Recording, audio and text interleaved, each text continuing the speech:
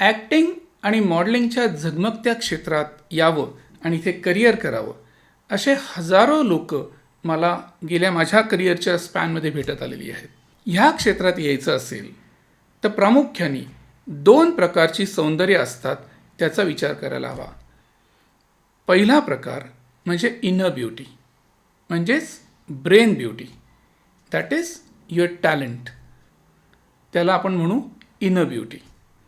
आणि दुसरा पार्ट असतो outer beauty, that is your body. अतिशय कमालीची, आकर्षक आणि रेखीव आणि कमावलेली शरीर संपदा म्हणजे आउटर ब्युटी. ही दोन्ही सौंदर्य तुमच्याकडे जर एकत्रितरित्या असतील then sky is the limit for you. पण दोन्हीही सौंदर्य तुमच्याकडे जर एकत्रितरित्या नसतील तर ह्यापैकी कुठलं तरी एक सौंदर्य तुमच्याकडे इतकं जास्त असायला लागतं, इतकं स्ट्रॉंग असायला लागतं की त्याच्या आधारावर तुम्ही दुसऱ्या कमीकडे लक्षच नाही जाऊ दिलं पाहिजे लोकांचं.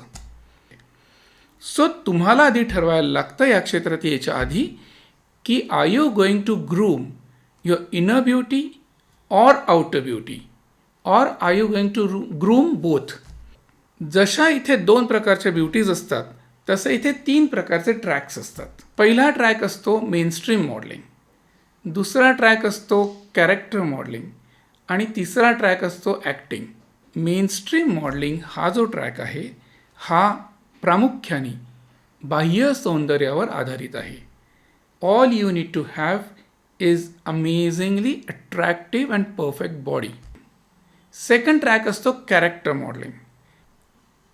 Character modelling is a fusion of inner and outer beauty both. तिसरा ट्रॅक येतो ॲक्टिंग, की जिथे 85% इनर ब्युटी लागते and 15% your body. If you have a good body तर तुम्हाला इतर कॉम्पिटिटर्सपेक्षा 4 कामं जास्त मिळतील. पण तुम्ही इथे जगाल आणि टिकाल बौद्धिक सौंदर्याच्या आधारावर.